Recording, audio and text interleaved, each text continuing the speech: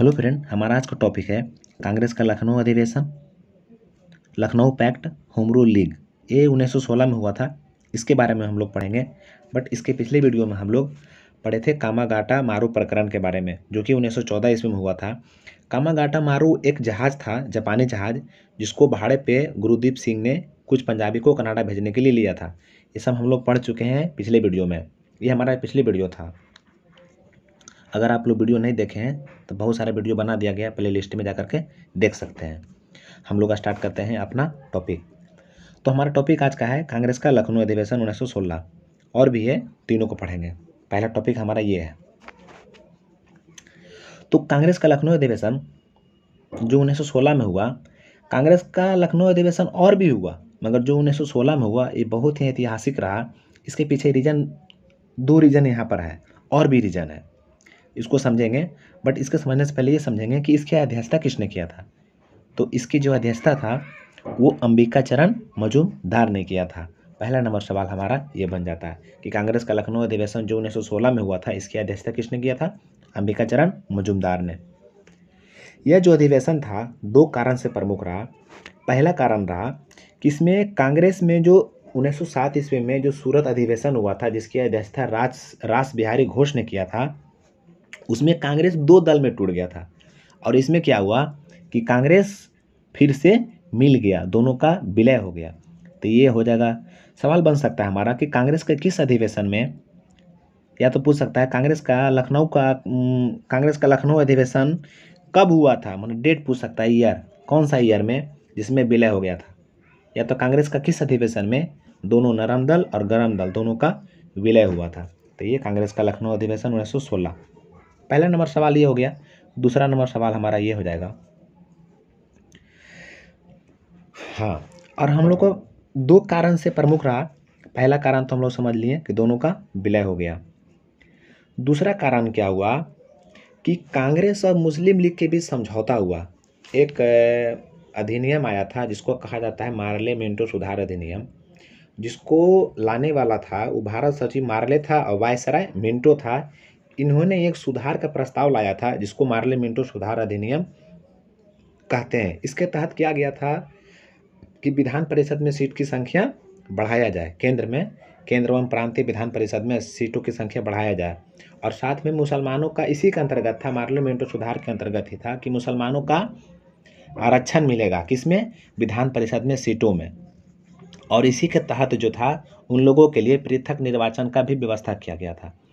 तो इसमें क्या हुआ था कि जो अंग्रेज का ये नीति जो था ना, वो भारत के विभाजन का कारण बन गया था। ये मार्लो मिंटो जिसमें पृथक निर्वाचन हो गया था, इसी में जो था जो मुसलमान और मुस्लिम लीग ये मार्ले मिंटो का समर्थन कर रहे थे और जो कांग्रेस थे वो विरोध कर रहे थे।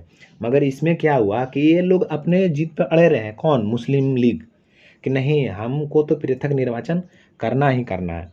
तो क्या हुआ कि यही अधिवेशन जब 1916 अधिवेशन हुआ तो इसमें कांग्रेस और मुस्लिम लीग जो था, तो इसमें जो मुस्लिम लीग का जो ये था बात था कि हमको पृथक निर्वाचन करना है, इसका बात मान लिया गया कि चलो ठीक है, पृथक निर्वाचन तुम कर सकता है। यही कांग्रेस का सबसे बड़ा भूल था। तो यही दोनों में जो समझौता हुआ था उसी को हम लोग लखनऊ पैक्ट कहते हैं। तो पूछ सकता है लखनऊ पैक्ट कब हुआ था? तो 1916 में। जब लखनऊ का अधिवेशन 1916 में हुआ उसी टाइम हुआ। मुस्लिम लीग की तो मांग यही था ना, मुस्लिम लीग का, कि हमको पृथक निर्वाचन चाहिए। और ये पृथक निर्वाचन कहाँ से आया था? मार्लो मिंटो जो 1909 ईस्वी में आया था, यहीं से था। अगर कांग्रेस नहीं मानती तो आज भारत विभाजन ये परिणाम नहीं आता बाद में आता, उस टाइम नहीं आता, जो तुरंत हो गया। तो ये दो रीजन था। क्या हुआ था? पहला रीजन नरम दल गरम दल विलय हो गया। दूसरा कांग्रेस और मुस्लिम लीग के बीच समझौता हुआ जिसमें जो मुस्लिम लीग की मांग था, मुस्लिम लीग का मांग की पृथक निर्वाचन, ये कांग्रेस मान ली। अब यह जो बात मान ली, समझौता हो गया, तो इसी को लखनऊ पैक्ट कहते हैं। अब समझिए,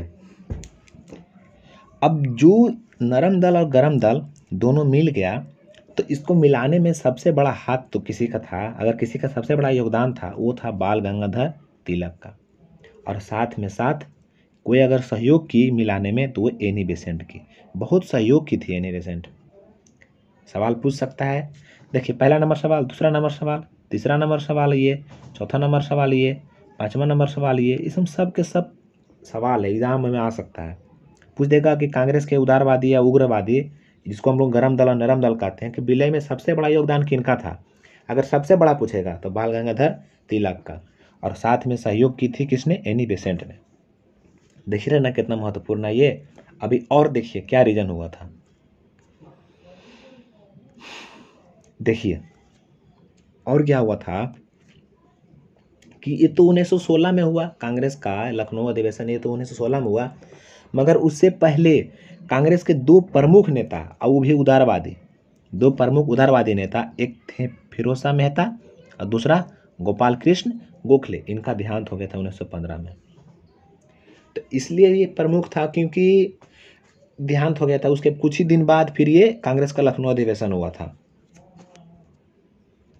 तो कांग्रेस के मंच से दो प्रमुख नेता चले गए, तो ये भी तो दुख के बात था।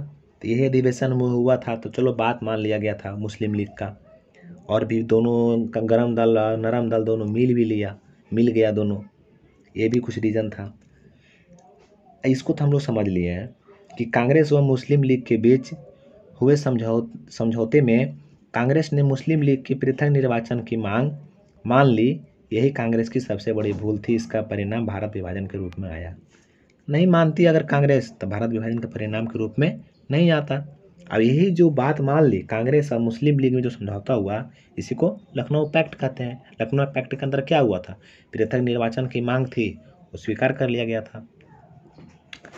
अब हम लोग समझते हैं, जब गांधी जी चंपारण आए थे ना, तो इनका मुलाकात वहाँ के राजकुमार शुक्ल से हुआ था। किससे हुआ था, शुक्ल से हुआ था।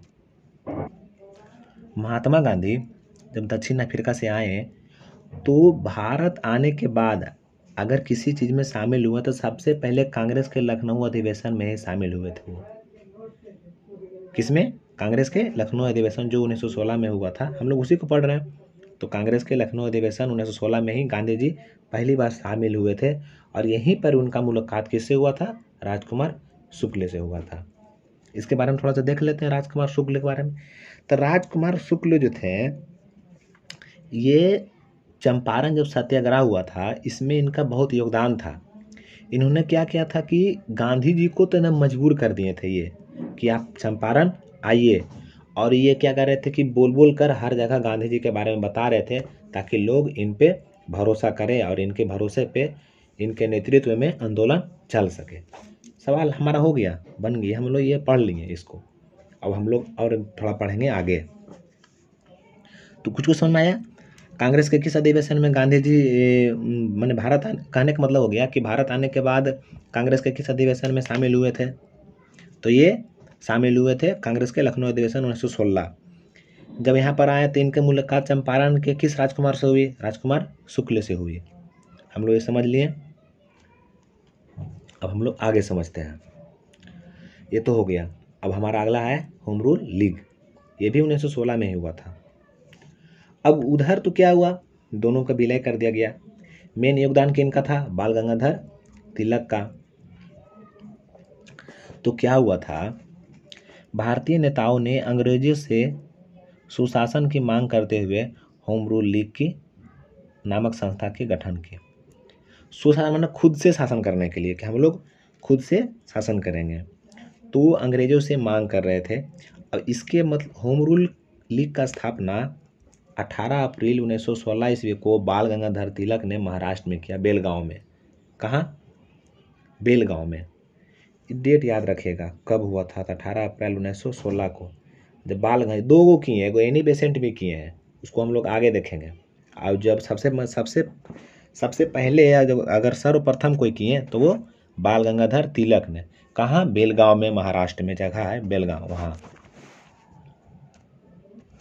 यहाँ पर सुशासन लिखा गया, इसको स्वशासन कर लीजिए, स्वशासन। स्वशासन मतलब खुद से शासन, है ना, खुद से शासन की मांग करने के लिए। एक मिनट सुधार ही देते हैं। हाँ, तो भारतीय नेता जो भी थे वो क्या किए, अंग्रेजों से मतलब कि ये बोले, मांग किए कि हमको स्वशासन मतलब खुद से शासन करना है। इसी के लिए एक संस्था का गठन किए जिसका नाम रखा गया होम रूल लीग। ये संस्था सबसे पहले किसने स्टार्ट किया, बाल गंगाधर तिलक ने महाराष्ट्र में किए, बेलगांव में। तो इसका जो कार्य क्षेत्र था होम रूल लीग का, वो महाराष्ट्र और कर्नाटक तक था। कहाँ तक था, महाराष्ट्र और कर्नाटक, बम्बई छोड़कर। बम्बई उस टाइम अलग था, मतलब महाराष्ट्र का जैसे पहले सॉरी मुंबई हो गया, बम्बई होना चाहिए था। कहने का मतलब हो गया कि जो तिलक का होम रूल लीग था ये महाराष्ट्र और कर्नाटक तक ही था। मतलब ये इतनी क्षेत्र में अपना कार्य कर सकते थे, प्रचार प्रसार जो भी करना था वो यही कर सकते थे इतनी क्षेत्र में, महाराष्ट्र और कर्नाटक। बम्बई छोड़ देना है बस, महाराष्ट्र और कर्नाटक। और ये प्रचार प्रसार किस प्रकार से करते थे, तो इनका पेपर निकलता था केसरी और मराठा, पढ़े थे, इनका पेपर निकलता था केसरी और मराठा, इसी के द्वारा ये करते थे प्रचार। तो जो बाल गंगाधर तिलक के होम रूल लीग का जो नाम था वो इंडियन होम रूल लीग था। क्या था, Indian home rule league, Indian home rule league. अब 1916 में ये तो बाल गंगाधर तिलक किए ही, साथ में कौन की, एनी बेसेंट ने भी कर दी। 1916 ईस्वी में एनी बेसेंट ने भी मद्रास में, कहाँ, चेन्नई तरफ, मद्रास में होम रूल लीग की स्थापना की। कौन की, एनी बेसेंट ने भी की। एनी बेसेंट ने, जो इसका कार्य क्षेत्र था, तो महाराष्ट्र और कर्नाटक कौन संभाल रहा था, बाल गंगाधर तिलक। तो क्या कर रहे थे कि सिर्फ ये महाराष्ट्र और कर्नाटक छोड़ के पूरे बम्बे और पूरा देश को संभाल रहे थे, बम्बे सहित पूरा देश। इनका कार्य क्षेत्र क्या था, महाराष्ट्र और कर्नाटक इनका था, बाल गंगाधर तिलक का, और फिर बाकी छोड़ दिए पूरा, तो बॉम्बे सहित पूरा देश कौन संभाल रही थी, इनका कार्य क्षेत्र किसका था, एनी बेसेंट का। तो ये भी एक प्रकार के, ये भी एक पेपर निकालती थी, एनी बेसेंट जो थी ये भी एक पेपर निकालती थी, और पेपर का नाम था कॉमन बिल और न्यू इंडिया। क्या नाम था, कॉमन बिल और न्यू इंडिया। इसके माध्यम से ये पूरा प्रचार प्रसार कर रही थी, पेपर से भी कर, खुद तो करती ही थी, और भी जो इसका सदस्य थे वो भी करते थे। बट दो पेपर, जैसे बाल गंगाधर तिलक केसरी मराठा में प्रचार करते थे, उसी प्रकार एनी बेसेंट कॉमन बिल और न्यू इंडिया नामक प्रचार समाचार पत्र में प्रकाशन करती थी। आगे मिलेगा शायद, हम लोग देख लेते हैं। तो जो एनी बेसेंट का ये होम रूल लीग ये था, संस्था था एनी बेसेंट के, तो इसका जो सचिव था वो था जॉर्ज, कौन था, जॉर्ज अरुणडेल। कौन था, जॉर्ज अरुणडेल। सवाल है ये, इसको खेलने नहीं समझिएगा। तो एनी बेसेंट के होम रूल लीग का सचिव कौन था, जॉर्ज अरुणडेल। इसको बनाया कौन था, एनी बेसेंट ने। होम रूल लीग का उद्देश्य जनता के बीच स्वराज का प्रचार करना था। स्वराज समझते हैं ना, स्वराज, खुद के राज, खुद का। पहले लोग बोलता था हमको कुछ ना चाहिए, हमारा स्वराज चाहिए। एक ट्रैक्टर भी निकला था स्वराज, अभी भी है। तो ये था कि दोनों होम रूल, बाल गंगाधर तिलक वाला और एनी बेसेंट वाला, दोनों का एक ही काम था कि स्वराज का प्रचार करना। एनी बेसेंट ने होम रूल लीग के प्रचार के लिए देखा गया कॉमन बिल और न्यू इंडिया, दो पेपर, कॉमन बिल और न्यू इंडिया। देखिए, न्यू इंडिया, कॉमन बिल, दो समाचार पत्र निकाली थी, आईसीस के थ्रू प्रचार करती थी, और भी तरीका से करती थी। मगर क्या हुआ, अंग्रेज को लगा कि कुछ ज़्यादा ही गतिविधि ये कर रही है, क्योंकि इनका कार्य क्षेत्र क्या था, महाराष्ट्र और कर्नाटक छोड़कर पूरा देश था, और बॉम्बे सहित। तो क्या हुआ कि अंग्रेज इसको 1917 में पकड़ लिए, इसको गिरफ्तार कर लिया एनी बेसेंट को। अब जब पकड़ा गई है, तब क्या हुआ, धीरे धीरे होम रूल लीग के जो सदस्य थे वो फिर से किस में मिल गए, कांग्रेस में मिल गए, और फिर होम रूल लीग जो आंदोलन जो चल रहा था ये, वो धीरे धीरे समाप्त हो गया, ख़त्म हो गया। तो हम लोग होम रूल लीग पढ़ लिए, आप लोग समझ में आया होगा अच्छे तरीक़े से होम रूल लीग के बारे में, क्यों हुआ था, स्वशासन करने के लिए, स्वशासन करने के लिए कि हम लोग खुद शासन करेंगे, इसके लिए एक संस्था का गठन हुआ था। ये डेट याद रखिएगा, होम रूल लीग की स्थापना कब हुआ था, जब बाल गंगाधर तिलक ने किया, वो 18 अप्रैल 1916 को। हालांकि 1916 में ये एनी बेसेंट ने की, मगर बाल गंगाधर वाला इम्पोर्टेंट है। हम लोग पढ़ते हैं मॉन्टेग्यू चेम्सफोर्ड सुधार। इसको जो है उस टाइम एक सचिव था, भारत सचिव, जिसका नाम था मोंटेग्यू। क्या नाम था उसका? मोंटेग्यू। मोंटेग्यू भारत सचिव था, मोंटेग्यू नाम था। मोंटेग्यू जो था, ये ब्रिटिश संसद में यह घोषणा किया कि भारत के जो लोग हैं उसको प्रशासन के हर क्षेत्र में भागीदारी मिलेगा। क्या घोषणा किया था? कि भारत के जो लोग हैं इसको प्रशासन के हर क्षेत्र में भागीदारी मिलेगा। और जो ये मोंटेग्यू चेम्सफोर्ड थे, ये भारत भी इसी के लिए ही आए थे। जब ये मोंटेग्यू चेम्सफोर्ड भारत आए उस टाइम मोंटेग्यू चेम्सफोर्ड हम नहीं बोल सकते क्योंकि चेम्सफोर्ड तो वायसराय था उस टाइम ना। मोंटेग्यू मतलब कि मोंटेग्यू भारत आए उस टाइम वायसराय कौन था? चेम्सफोर्ड। दोनों साथ मिलकर एक रिपोर्ट तैयार किया जिसमें यह घोषणा हुआ कि भारत के लोग हैं उसको अब प्रशासन के हर क्षेत्र में भागीदारी मिलेगा। तो यही दोनों मिल करके, कौन? मोंटेग्यू और चेम्सफोर्ड मिल करके एक रिपोर्ट लाए। इसी रिपोर्ट को हम लोग कहते हैं मोंटेग्यू चेम्सफोर्ड सुधार अधिनियम 1919। यही रिपोर्ट को कहते हैं। तो इसके तहत यह प्रावधान किया गया था कि प्रांत में द्वैध शासन लागू होगा। माने दो, कहने का मतलब हो गया दो शासन करने वाला। केंद्रीय परिषद और प्रांतीय असेंबली, केंद्रीय परिषद और प्रांतीय सभा में आरक्षण का दायरा बढ़ाते हुए सिखों को भी आरक्षण दिया गया। पहले सिखों को नहीं मिल रहा था, फिर सिखों को भी आरक्षण मिल गया। इसके तहत केंद्रीय परिषद एवं असेंबली मतलब सभा, केंद्रीय परिषद और सभा में चुनाव कराने का निर्णय लिया गया। अब यहाँ बोल दिया गया था कि अब हिंदुस्तानी है या भारतीयों को भी प्रशासन के हर क्षेत्र में भागीदारी मिलेगा, सिर्फ हम ही लोग अब नहीं करेंगे। तो फिर चुनाव कराने का भी निर्णय लिया गया था। तो किसके तहत? यही मोंटेग्यू चेम्सफोर्ड सुधार अधिनियम 1919 के तहत ही। तो हमारा वीडियो यहीं तक था। तो वीडियो अगर अच्छा लगा है तो वीडियो ज़रूर लाइक कीजिए, नहीं अच्छा लगा तो बताइए कहाँ गलती है, और कुछ अगर डाउट होता है तो आप कमेंट में सवाल पूछिए हमसे। हम लोग मिलेंगे अगले वीडियो में। अब शायद ख़त्म हो गया है। हाँ, हम लोग अगले वीडियो में मिलेंगे। धन्यवाद।